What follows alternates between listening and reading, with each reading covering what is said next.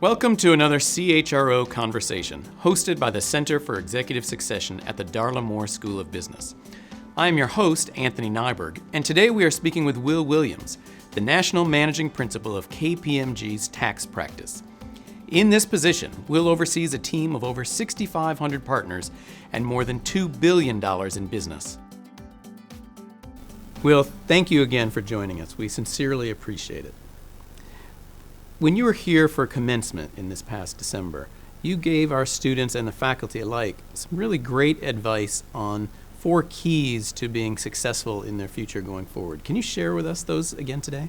Yeah, happy to, Anthony, and thanks again for inviting me to be here. It's an honor and a privilege, and I really had a lot of fun this past December talking to your graduates and delivering the commencement speech. And I talked about four kind of guideposts that I think about in my career that at least have worked for me. They may not work for everyone, but they've worked for me. So I'm happy to share those with you. One concept or guidepost that I think about that it's really important, at least for me, to make sure I understand my personal brand. And what I mean by my personal brand, it has really nothing to do with what I think of myself. And it entirely dependent upon what others think of me. And so as I've navigated my career, I try to create an environment where I understand what my strengths and weaknesses are, at least what people perceive my strengths and weaknesses are, so that I can try to close the gap on those weaknesses and continue to highlight the strengths. So some of the advice that I give our new hires and our people is, when you come into our environment, work really, really hard to create an environment around you where people feel comfortable delivering constructive criticism. And when you receive that constructive criticism, try not to be defensive, which is easy to do, depending on what's being said. But you try not to be defensive and try to have the perspective that, hey, that's actually a nugget of gold right there. And now you at least understand how you're being perceived and what you're doing is and how it's being received. And now you can work at it. And sometimes the person delivering that advice may be missing facts that could change the perception, but a lot of times they're probably right. And you've got to work hard to respond to that, challenge yourself, try to get better, and work through any gaps you have in your personal brand. So I think that's number one, is really work hard, and it never stops. Your brand's never stagnant. It can change and fluctuate based on what you're doing and how you're interacting and what you're saying and how you're behaving. So you got to work to know your personal brand. I think number two, what I think about a ton, and it's even maybe more relevant today than ever before, given all the disruption that's happening in the business community, is you just got to, I wouldn't even say get out of your comfort zone, you kind of got to stay out of your comfort zone. I call it chasing the butterflies. That's what we talked about this past December, and how I regulate myself is do I have a feeling of, a little queasiness, a little uncomfortableness about what tasks I'm taking on and getting out of my comfort zone. Because I know if I'm doing that, I'm learning in a very rapid way. I'm challenging myself is in a significant way. And most likely, I'm adapting and adopting to an external environment that'll help me be successful in the future. Just because I know that there's so much change coming, particularly around intelligent automation, that you got to keep challenging the status quo. You got to keep raising your hand and get out of your comfort zone. So that means both proactively striving for new possibilities, new adventures, and being really reactive to being accepting of anything that someone asks you to go do, even when you don't feel fully qualified. Is that right? Yeah, you got to have a little courage. You got to have a little self-starter and kind of raise your hand at times. I think you got to be okay and comfortable in an environment where you can fail. That's important. Failure is just a part of the path to success. And if you're constantly getting out of your comfort zone and doing things that aren't normal or routine for you, where you're challenging yourself, you're going to fail. I failed a lot. There's a lot of failure, but hopefully you're working in environments where people understand that and you're failing safely. And you're reflecting and you're improving, but you got to get out of your comfort zone. So if I'm stagnant for too long and feel like it's just becoming routine, I push to get out of my comfort zone. I think third, and maybe this is the most important factor, at least in my career and how I've managed it to this point, and trying to drive professional success.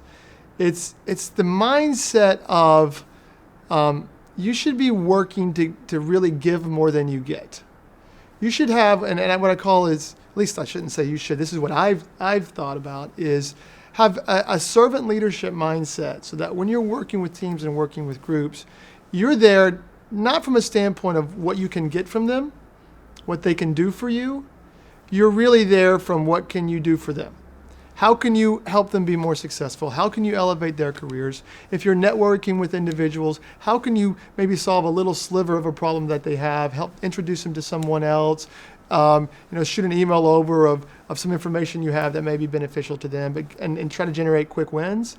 But if you have that kind of core mindset and deep down have the belief that I'm here just trying to help others around me be more successful, and not worry about who gets the credit, worry about, what it means for you, you will find that your network will expand pretty rapidly, and there'll be a lot more people around you, at least I've found, that want to be a part of what you're doing and end up caring about what you're doing and want to help you be successful as well. So it's kind of it kind of builds on itself. So a virtuous cycle based in part on being truly sincere about wanting to help those around you. You can't fake it. If you're just like, let me be nice to you long enough for you to get what I need, people see through that. And then that impacts your brand, as I said earlier. And that you start to have that type of insincere.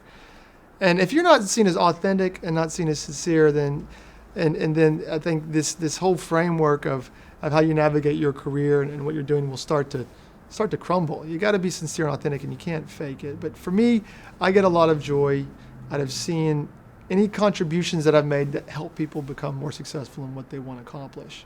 And some of that I think you described as it's not going to be immediate that it returns to you, but over time this develops exponentially. Yeah, and if you're thinking about it like, when is this going to return and what's the ROI for, you can't think of it that way. Then you're not being authentic and serious. You just can't worry about it. You're out there trying to help people and you're trying to have that positive impact. You have to have an intrinsic kind of like value to doing that for others. And over time, and I've seen it for me and many others that I know, it just happens. So, for the younger people that may be out there watching this and they're trying to figure out how to network and how to build their network professionally, my advice is, just get to know people and see what their challenges are and see if you've got any way to help them a little bit. That's it. Don't worry about all the when it comes around, what's the time frame. Just help them a little bit and move on, and you'll see over time this just starts to grow and into something you probably didn't expect it to, from as far as your network expanding. So that's the third thing. And then the fourth thing that I think about a lot is, it's really important, at least in the careers that I've chosen, that we work hard. There's going to be long hours. Burnout is a factor, and you've got to work hard, and I do work hard to try to find that balance, and I say find my fun. You need to find your fun, and you need to, if you're in a place where you're not happy with what the environment that you're operating in, you're not happy with your boss, you're not happy with what's going on in the organization, it's up to you to find your fun. It's up to you to either fix it or move on, but you don't want to be in a state of frustration or negativity for very long, because it'll have long-term impacts on your career. Because what happens is what I've experienced is people don't want to be around people that aren't happy or content for very long, unless they're also, and misery loves company, right? And so as you grow to be a leader, and if you stay positive and you look to try to solve and you try to find that fun, you find that balance, I think more people will gravitate towards you and want to be a part of what you're doing, which will help, again, eventually drive whatever success you're looking to accomplish in the professional community. At least that's what I've experienced. So I think of those four things. Am I finding my fun? Am I getting out of my comfort zone frequently? Am I giving more than I'm getting when I network and when I manage the teams? And do I really know where my brand is, and create environments where people feel comfortable giving me all that constructive feedback to try to improve myself? Those are excellent words of advice that would be valuable for all of us, not just the students right now. One of the things you touched on when you were going through that was the idea of servant leadership and the real importance of servant leadership. Is that one of the keys you think of that distinguishes really good leaders from others? And if so, what does that servant leadership mean to you? Well, yeah, for me, yes. I do believe that type of leadership model does distinguish leaders between good and great, depending on the environment, right? So I'm really speaking from a reference point of professional services. Last time I checked, we've got a volunteer workforce. They can go wherever they want to work. They're very talented, highly successful individuals that have many job opportunities to work wherever. I'm not talking about the military or the NFL or anywhere else, where different leadership philosophies may end up working more effectively. But for me, it's been servant leadership. And I think what kind of separates the good leader from the great leader at its fundamental core is, how does that leader motivate in order to maximize the potential of their team? And I think the best leaders inspire. They don't command and control or rule out of some sort of fear, some sort of controlled-based environment. It's really about inspiring people to want to be there, to want to bring their best self to work, and then to want to work hard for the time frame they need to work hard in order to execute those objectives. And for the most part, I've found is that those type of people are inspired most by working for leaders that are working even harder for them to be successful. So that's that whole kind of servant leadership mindset, is not from a framework of you're my team, you work for me, but the mindset of you're my team, I work for you. And we've produced a lot of different types of programs throughout the years to try to drive that type of behavior in at least the work groups I've been involved in. We've also talked a little bit about the importance of diversity, particularly at the top of an organization. And I've heard you say some really interesting things about the importance of diversity, particularly in terms of decision making. Can you share with us a little bit about your philosophy on the value of diversity? Sure. I mean, inclusion and diversity is incredibly important for the organizations of today, even before, but certainly today. My belief when it comes to diversity is that at the executive level, at the end of the day, at least what I'm trying to do and what I think many leaders are trying to do is we just want to make the best decisions with respect to the organizations that we're responsible for in order to position those organizations for the most success we can going forward. And so it really comes down to what type of information, the speed at which you're making those decisions, and are you making the right decisions, the right bets in order to drive those organizations forward. You can read the research, but common sense also tells you that the more diverse perspectives you bring into that circle of decision making, the better your decisions are going to be.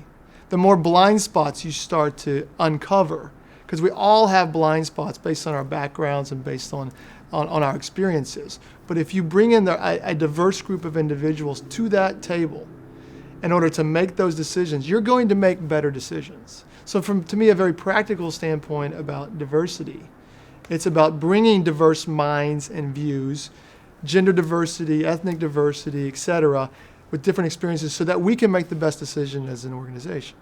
It's also the right thing to do. We know there's a lot of unconscious bias that's built up over time that we need to unroot in order to make sure we achieve our goals of inclusion and diversity. And so we have got to be conscious of that as barriers to keep us from achieving what we want. So it's important to realize unconscious biases that you have and drive an environment where you can bring that diverse talent to the table in order to really make the best decisions for your shareholders, your stakeholders, and all the employees that are trusting you with their careers, and all your clients out there that are expecting you to certainly meet their needs.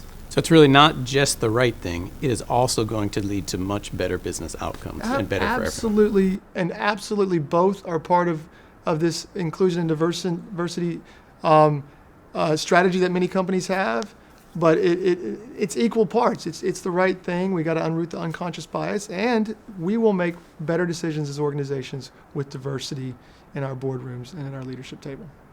But once again, I've learned a lot from listening to you, as I always do, and I sincerely appreciate you being here. So on behalf of all of us here, thank you for joining us. My pleasure. Thanks so much, Anthony. You just listened to another CHRO Conversation. Today, Will Williams of KPMG reminded us that developing talent is critical to organizational success and one that is recognized by all business leaders and is not just confined to the HR function. Will reminded us that leadership and great talent is paramount to business success, and developing this great talent requires attention, resources, and commitment. Hence, a further reminder that for HR professionals to be successful, we need to excel at understanding the strategic needs and goals of the organization, and then we must drive innovative ways for attracting, developing, and motivating that talent. On behalf of all of us who are associated with the Master of Human Resource Program and the Center for Executive Succession here at the University of South Carolina, thank you for joining us.